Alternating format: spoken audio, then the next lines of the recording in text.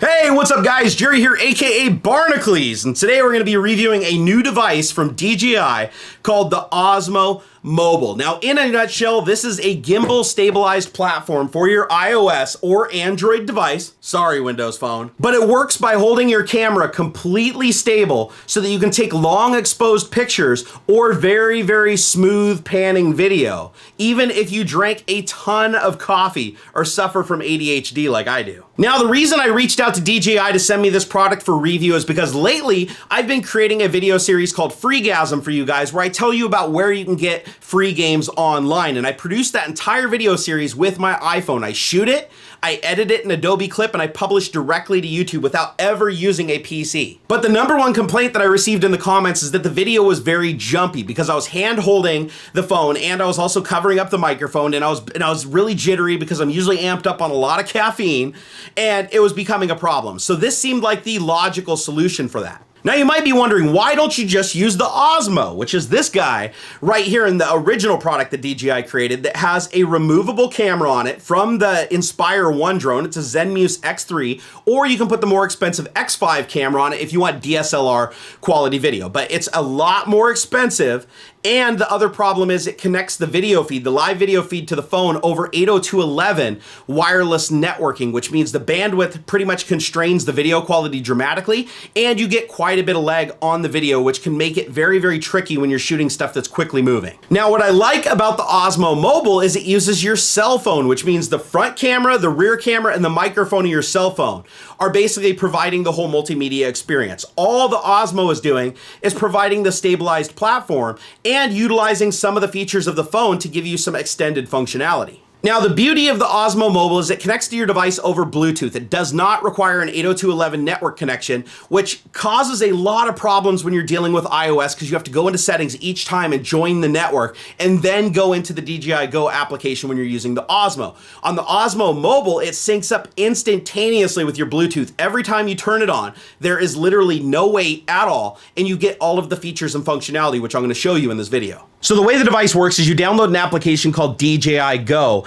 and you install it on your mobile device, and then it will via Bluetooth connect to the Osmo and activate it. Now, one of my biggest complaints with this, and I've notified DJI, is that you have to actually go into the DJI Go software, create an account, and activate the product before the gimbal will work, which I think is complete BS. This does not require an internet connection to work and should not require an internet connection to work. So that's a gripe that I have with DJI that I hope that they resolve down the road. But once you activate it, it will always stay active, which means every time that you turn it on, whether it has an internet connection or not, or even if you don't even have the DJI Go app open, it will stabilize your camera and work as you'd expect. So this device has two buttons on the face of it. One of them is for starting a video.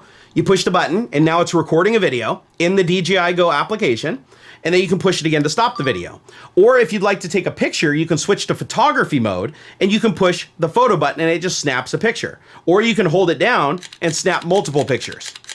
Now, the DJI Go software gives you a lot of extra stuff that you can do when taking pictures. Like you can do panoramas, you can do incredibly long exposures, you can do a lot of really trick photography. Now, honestly, I'm not a huge photo buff when it comes to the artsy-fartsy stuff, so that's something that you might like, but for me, I use it primarily for video. Now, when you're in the video mode, you can actually select between slow motion, time-lapse, M-time-lapse, or standard. Now, all of these features depend on what your cell phone's capabilities are. So if you have a cell phone that doesn't have a very good camera or doesn't have a very fast processor, you might find that some of these features just aren't there. Now, unlike the DJI Osmo, the mount is not removable, which means the cell phone mount is a permanent fixture of this device. So if in the future they come out with like a bigger mount that supports like a tablet or something like that, you're not gonna be able to swap it over to this device. This device is purely designed just for stabilizing a cell phone. Now, the way the mount works is really cool. There's just a knob here on the backside and you just twist it and it'll release the phone and it slides right out. Now, I noticed with my iPhone 6 Plus, if I had a case on the phone, I had to really jam it in there hard to get it to fit because it just barely opened up wide enough. But if you have a phone that has a really thin case on it, it'll slide right in with plenty of room, and then you just turn the knob until it's tight Now the software is loaded with options when you're doing video, like the video resolution. On my iPhone 6, I can do everything from 4K 30 frames per second down to 720p, or I can do 1080p 60 frames per second inside of the software. I can also completely control all of the gimbal settings. I can go in here and say I want the gimbal to have fast motion when I use this little joystick here. See, when I press the joystick, it moves it around back and forth. I can pan up and down. And that way I can hold and do very, very smooth shots without even moving. But let's say you want to do a really slow pan. You can also push slow, and now you can see it moves very, very slow. You can also invert the pan stick if you're more comfortable with up and down being opposite of what normal aviation controls would be. Now it also has features for calibrating the gimbal where you can set it on a flat surface and it'll actually align itself for a perfect horizontal axis so that you won't have any kind of tilting to the left or to the right depending on where you're shooting video. Now on the front of the device there's also a trigger, and the trigger serves a couple of functions. One is if you push the trigger 3 times, it switches the camera to the front facing camera. If you push it 3 times again, it switches to the rear camera. Now, one problem I found with it is that you can't make that transition while you're recording a video. You have to stop the video, switch the camera, and then start recording again, which I thought was a little bit of an inconvenience, but I think frankly is a limitation of my iOS device. Now, to turn the device on and off, there's just a little thumb switch that you push down, and when the device is powered off, you'll see that the phone will just go slack. You see right now it's not stabilized anymore. It's just flopping around in there. And then all you do to turn it back on is just hold it down for a second, and instantly that fast, it's connected back to the software. All of the buttons and everything work. And that is what I love the most about this, is that everything is instantaneous. Whereas the Osmo depended on a Wi-Fi connection, which means startup and stopping time. It was a little bit of a pain in the butt. Another nice thing is they released a new battery pack for this thing. The new extended battery packs give you 1200 milliamp hours of power, which is more than double what the previous pack gave you. And since this isn't having to drive a high resolution camera, since your phone is doing all the heavy lifting, you can get up to 4.5 hours of usage out of this gimbal, which is perfect because the Osmo tended to go dead in about 30 minutes. It also comes with a USB cable that plugs into this little headphone looking jack on the front so that you can charge the battery on board, or you can use the AC wall outlet charger that's provided in the box. Now, to make the device really portable, all you have to do is power it down, remove the phone from the bracket, so you just twist it in the unlock position and slide the phone out. And you just hold it until everything lines up nice and flat. There are no locks on this like there was on the Osmo. And then you just put it into the bag that it came with, like so. And there, this bag is your gimbal, ready to go. It's got batteries in it. There's a lot of extra room in the bag for accessories also, which is nice. Now, one of the accessories that I highly recommend you get is the base. This basically allows you to stand it upright when it's sitting on your table or desk. So if you're shooting video from a stationary position, this acts as your desktop tripod. Also, DJI has somehow managed to make the most over-engineered selfie stick I've ever seen in my entire life. The first thing you notice when you hold this thing is that it actually has some heft to it and it feels solid. And I'm gonna show you why. So you basically just give it a twist at the top, and now you have like a frickin' police baton. Now you can lock this in place at any length just by twisting it, and it's very stable. It literally feels like a golf club. There isn't even the tiniest bit of play once you lock it into place. This feels like it's one solid piece of equipment.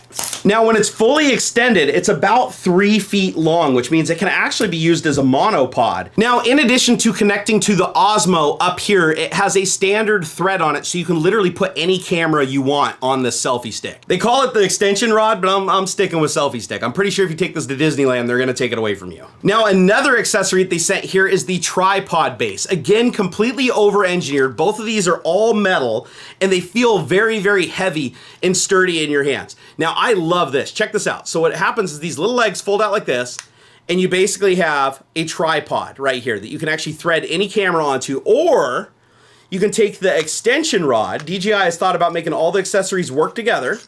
You put that on the bottom of it, and you lock it into place, and when you shift the lock, it doesn't move at all. This thing feels like it's all one piece put together. And now you have a stable platform that can sit on the floor to hold your Osmo.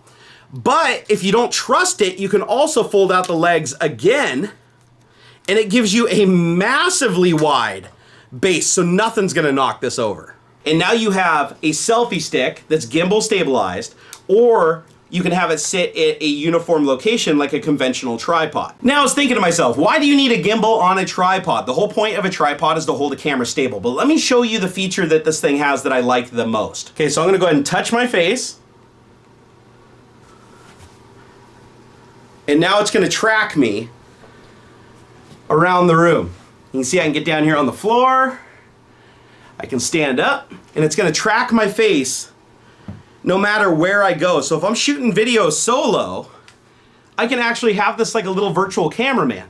And the best part is the extension rod and the base both fit in the same pouch with the stabilizer. So all this can just be thrown in your backpack easily. All right, I think we've talked enough about this device. Let's take it outside and see what it can do. All right, so this is just the front mount camera that I have on my iPhone 6 right now, recording me as I'm walking, and I'm just hand holding the camera. So you see, it's almost like having a drone just flying around you. Now, if I want to use the glorified selfie pole, now I've got a gimbal stabilized selfie stick. Give you guys an idea of the stabilization. But this actually can get you some really, really cool shots if you're shooting all by yourself, because now you don't need a cameraman to get out in front of you, and you can literally just twist the pole to pan the camera back and forth. So even though you don't have a set of controls, you still have a decent amount of control. So the front-facing camera is only 720p, so let's go ahead and use the rear-facing camera.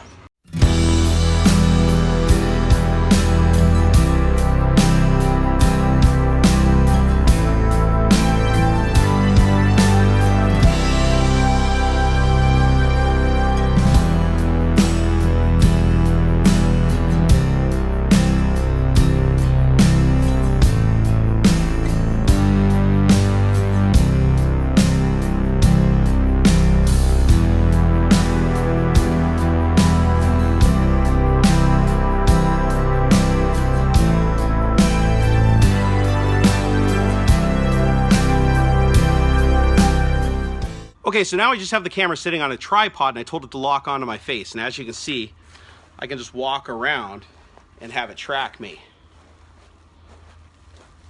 I can even get down really low to the ground, like this. I can stand up tall. Now, if you move really quick, it actually can track you if the lighting is good, as long as you don't go off screen. So you can actually do some pretty cool stuff, one man with this. I mean, guys, seriously, how cool is that? So let's say you want to shoot your own walk-in shot. You can actually just talk to the camera and just walk by it, and it'll automatically track you and be like, hey, what's going on, guys? Wow, I really should cut down those blackberry bushes. And then as soon as it loses me, it just stays where it's at until it reacquires me again. Let's see, come on, reacquire me. Reacquire me. There I am. It's not perfect, but it's a lot better than you'd expect. Let's see how far back it can track me. Wow, it's still tracking me even way over here. Now let me try running by it. Guys, that's impressive.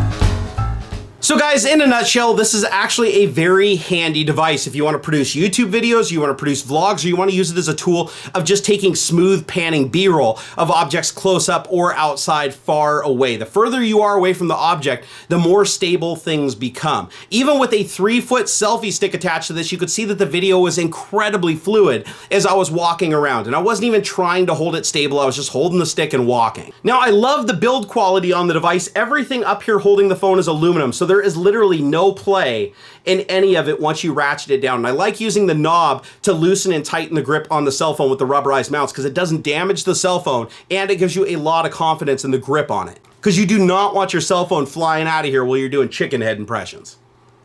Now, I do have a couple of gripes. Like I said, the fact that you need to register it to get the gimbal to work in the first place is very frustrating, and I hope that DJI addresses that. Now, I do have a couple of other issues with the device. One is when you set it down on a table, it will jump around and flop around a little bit until it detects an error, and then it shuts the gimbal down, and you either have to reboot it in DJI Go, or you have to hold the power button down until it shuts off and turn it back on to reinitialize the gimbal. Now, I understand they did that to protect the mechanism, but it would be nice if there was a button that you could just push on the device device that would just lock the gimbal so that you could set it down. That way you wouldn't need a base like this or to turn the device off before you lay it down on a flat surface. I also wish they had made the mount just a little bit larger, because when I have my case on my cell phone, I have to jam it in there with so much force, it's very difficult to remove because the mouth of the clamp won't open any further. Now, I like that they put a sensor behind the phone to sense when there is a phone in the mount. If you remove your phone from the mount, the gimbal shuts down, and they do that to protect the gimbal because it's designed to run under a load. Now, another complaint that I have is the live streaming through the DJI Go app seems to be broken. When I tried to stream to YouTube,